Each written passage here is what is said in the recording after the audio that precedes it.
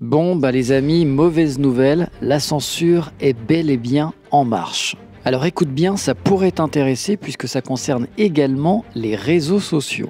Tu ne connais certainement pas le projet de loi visant à sécuriser et à réguler l'espace numérique qui à la base partait d'une bonne intention. Cette loi SREN, S-R-E-N, sert à mieux réguler l'espace numérique et protéger les internautes, notamment les plus jeunes, ainsi que les entreprises.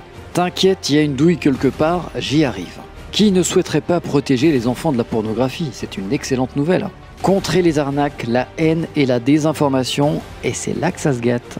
L'article 4 bis dit ceci, ouvrez bien vos oreilles, est puni de 3 750 € d'amende et d'1 an d'emprisonnement le fait de diffuser en ligne tout contenu qui soit porte atteinte à la dignité d'une personne ou présente à son égard un caractère injurieux, dégradant ou humiliant, soit créé à son encontre une situation intimidante, hostile ou offensante.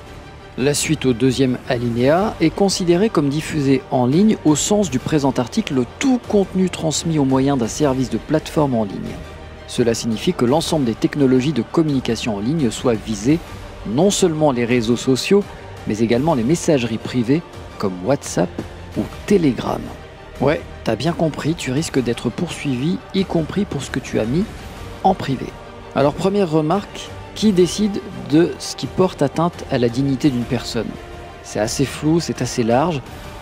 Idem pour le caractère injurieux, dégradant ou humiliant, surtout si c'est de l'humour ou du second degré, voire de l'ironie ou du cynisme. François estime que ce délit d'outrage en ligne est liberticide.